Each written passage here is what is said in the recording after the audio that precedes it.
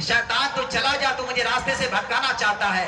इब्राहिम अलैहिस्सलाम की बीवी, इस्माइल अलैहिस्सलाम की माँ हजरत बीवी हाजरा से शैतान कहने लगा, हाजरा रात में तेरा शौहर को अल्लाह ने खाम में कहा मेरे नाम पर बेटे को कुर्बान करने के लिए, तुम्हारे शौहर को अल्लाह का हुक्म, वो अल्लाह के नाम पर ज़िबह करने ले जा रहे हैं। बीवी भी कितनी साहिब ईमान थी, माँ भी कितनी साहिब ईमान थी। कहने लगी वो शैतान, वो एक इस्माइल है, अगर हाजरा के पास 100 इस्माइल भी होता तो खुदा का हुक्म होता तो 100 इस्माइल को अल्लाह के नाम पर कुर्बान कर देती। ले जाने दो, अगर अल्लाह का हुक्म है कि मेरे बेटे को खुदा के रास्ते में कुर्बान करना है, अगर बेटे को मेरे बेटे का खून खुदा को पसंद है, मेरे बेटे की जान खुदा को पसंद है, मेरे बेटे की गला खुदा को पसंद है, मेरे बेटे की कुर्बानी अगर खुदा को पसंद है तो एक इस्माइल नहीं, हजारों इस्माइल को कुर्बान कर सकती हो। शैतान वहां से भाग गया। भागा क्यों? इसलिए शैतान का मुंह काला हो गया। अब हजरत इस्माइल ज़बीहुल्लाह के पास आए, बड़े प्यार से आए, इंसान की शक्ल में आए। कहा कि बेटे कहाँ जा रहे हो? कहा अब्बा के साथ जा रहा हूँ। कहा कहाँ जा रहे हो? कहा अल्लाह के यहाँ दावत खाने जा रहा हूँ। कहा नहीं नहीं, अल्लाह के यहाँ दावत खाने नहीं जा रहे हो। कहा कहाँ जा रहा हूँ? कहा कि अल्लाह तबारक व तआला का नबी इब्राहिम अलैहिस्सलाम तुम्हारे बाप हैं, तुम्हें ज़िबह करने के लिए ले जा रहे हैं। बेटा भी 6 साल का है, वही जवाब दिया जो माँ ने जवाब दिया। बेटा भी साहिब ईमान है, माँ भी साहिब ईमान है। बेटे की तरबियत माँ ने कैसी की थी अंदाजा लगाइए। माँ से बेटा शैतान ने कहा तो धुतकार कर भगा दिया। जब 6 साल के बच्चे से कहा तो बच्चा ने कहा कि मेरा बाप मुझे कहाँ लेकर के जा रहे? कहा कि तुम्हें हलाल करने ले जा रहे। कहा कि नादान, दुनिया में कोई बाप होगा जो अपने बेटे को हलाल करेगा, अपने बेटे को ज़िबह करेगा, अपने बेटे को कुर्बान करेगा? शैतान ने वही बात कहा जो बीबी हाजरा से कहा था। कहा कि अल्लाह का हुक्म हुआ है, रात को अल्लाह ने ख्वाब में तुम्हारे बाप को कहा कि अल्लाह के नाम पर तुझे कुर्बान कर दे। इस्माइल अलैहिस्सलाम ने भी क्या जवाब दिया? कहा शैतान है तू, मरदूद है तू। अगर अल्लाह तबारक व तआला मुझ जैसे इस्माइल की कुर्बानी चाहता है तो ये एक मर्तबा नहीं, अगर ये इस्माइल 100 मर्तबे जन्म लेगा तो खुदा के नाम पर 100 मर्तबा कुर्बान हो जाऊंगा, मगर तुम्हारे बहकावे में नहीं आऊंगा। शैतान का मुंह काला हो गया, वापस चला गया।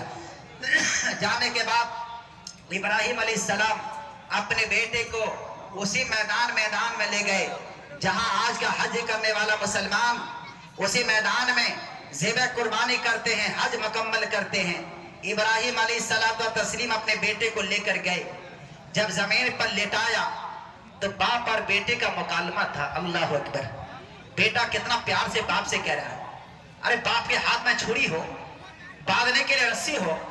अरे आज का तो बकरा जो बड़े जानवर को काटने वाली छुरी को देखकर इंसान डर जाता है, मगर जिस बच्चे को ज़िबह करने के लिए बाप तलवार लेकर खड़ा हो कि बेटे की ज़िबह करूंगा, कुर्बानी दूंगा, बेटे की गर्दन काटूंगा, तो बेटा भी कितना प्यारा जवाब दे रहा, कितना मशवरा दे रहा। इस्माइल अलैहिस्सलाम 6 साल के। कहा अब्बू जान, अल्लाह ने मेरी कुर्बानी मांगी है। कहा तो कहा एक काम करेंगे। कहा हाँ बोलियो। तो कहा कि एक काम करो, आप पहले मेरा हाथ और पांव बांध दो, उसके बाद आप अपनी आंखों पर पट्टी बांध लो, उसके बाद आप मुंह के बल मुझे जमीन पर लिटाओ। बेटा ने कहा बेटा वो क्यों? बाप ने कहा बेटा वो क्यों? हाथ और पांव को रस्सी से क्यों बांधो? तो बेटा ने कहा अब्बू जान, इसलिए कह रहा हूं कि कहीं अल्लाह के नाम पर आप मुझे ज़िबह करेंगे और कुर्बान होते वक्त कहीं मैं तड़पने लगूं तो मेरा हाथ और पांव कहीं बाप को न लग जाए, खुदा की बारगाह में तौहीद न हो जाए। अरे बेटा अल्लाह के नाम पर कुर्बानी भी दे रहा है और बाप की आजमत और मोहब्बत का ख्याल भी कर रहा है कि खुदा के नाम पर कुर्बानी भी हो जाए और बाप की शान में तौहीन भी न होने पाए। तड़पते वक्त बाप के पांव भी न लगे, हाथ भी न लगे, इसलिए रस्सी से बांध दीजिए ताकि तड़पूंगा तो आपको तकलीफ न होगी। तो कहा कि बेटा फिर आप अपनी आंखों पर पट्टी क्यों बांध लो?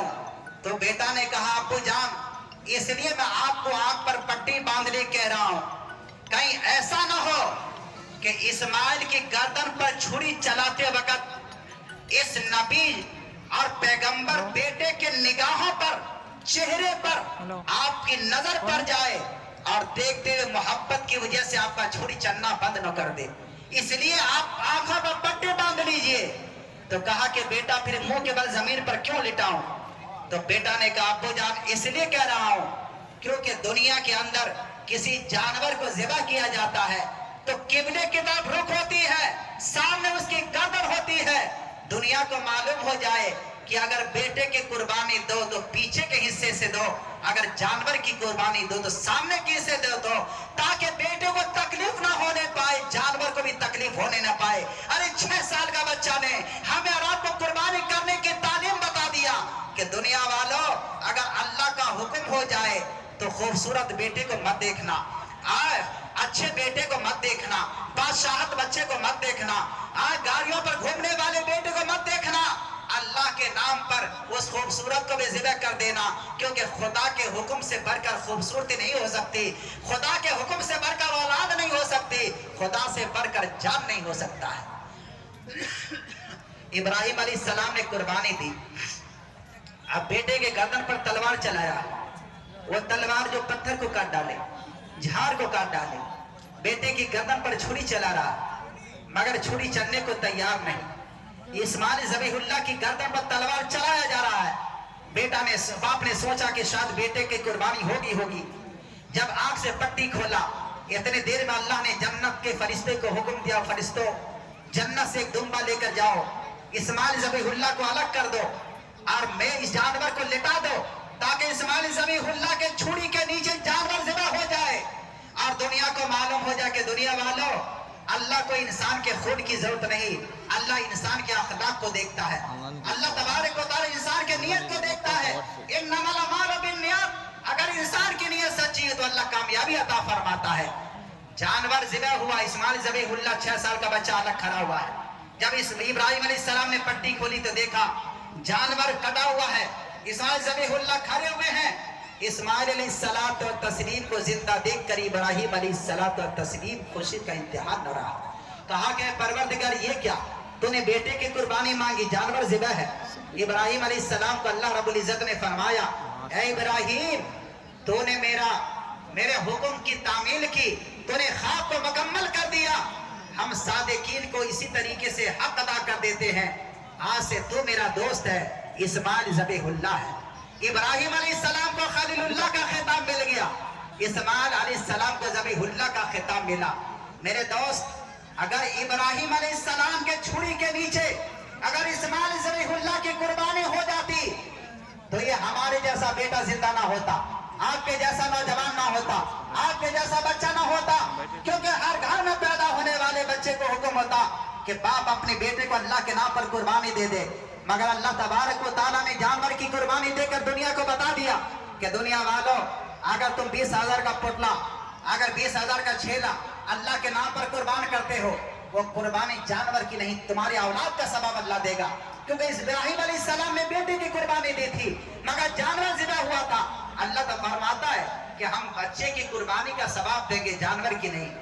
یاد رکھو یہ قربانی ہے، تو جب انسان ایک جانور کو اللہ کے نام پر قربان نہیں دے سکتا، ایک حصہ لے کر 4,000 کی قربانی نہیں دے سکتا، تو کیا مسلمان ایک بیٹے کو ذبح کر دے گا، ایک بیٹی کو ذبح کر دے گا؟ ارے دولت سے محبت نہیں ہونی چاہیے، خدا سے محبت کرو، نبی کے دین سے محبت کرو، نبی کی شریعت سے محبت کرو، نبی کے قانون سے محبت کرو، نبی کے دستور سے محبت کرو۔ جب خدا سے محبت کرو گے دنیا کی محبت دل سے نکل جائے گی، جب دنیا کی محبت دل سے نکل جائے گی پھر کامیاب بن جاؤ گے۔ اے آتمور پور کے مسلمانوں اور آزو بازو کے کھیرے کے مسلمانوں، آج سے آپ دل میں ارادہ کرو کہ اللہ تبارک و تعالیٰ نے اگر آپ کو مال دیا ہے، دولت دی ہے، اگر آپ ہر کے خوشحال ہو تو یاد رکھو آپ بھی اللہ کے نام پر قربانی دو۔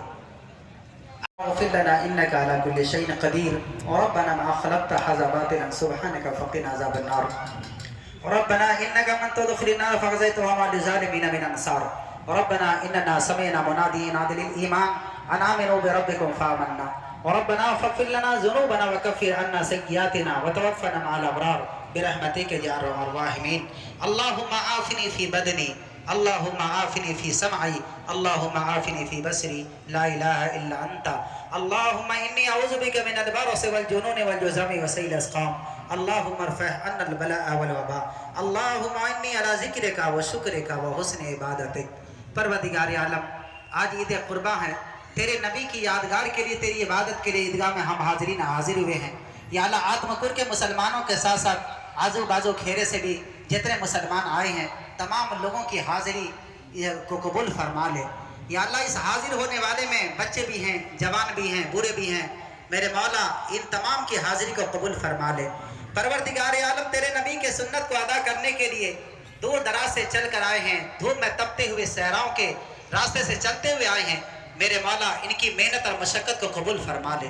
پروردگار عالم تیرے نبی نے جب بھی ضرورت پڑی ہے، دکھ میں تکلیف ہے، یا اللہ میدانوں میں جا کر ہاتھ اٹھا کر دعائیں مانگی ہے، یا اللہ تیرے نبی کے دعا کا واسطہ جتنے حضرات عیدگاہ میں نماز پڑھنے حاضر ہوئے ہیں ان تمام حضرات اپنے اپنے دلوں میں الگ الگ ارادے لے کر آئیں گے، تمام حضرات کے نیک ارادے کو پورا فرما، ان کے جائز مقاصدوں میں کامیابی و کامرانی عطا فرما۔ پروردگار عالم جتنے حضرات تیری بارگاہ کے اندر ہاتھ اٹھائے دعائیں مانگ رہے ہیں میرے مولا ان میں جو پریشان ہیں ان کی پریشانی کو دور فرما، یا اللہ جو بیمار ان کو شفا کلی عطا فرما، جو بے روزگار ان کو غیب سے روزگار عطا فرما، یا اللہ جو برسر روزگار ان کے روزگار میں ترقی عطا فرما، یا اللہ جو قرض دار ہیں ان کو قرض سے سبکدوشی عطا فرما، یا اللہ جو بے اولاد ہے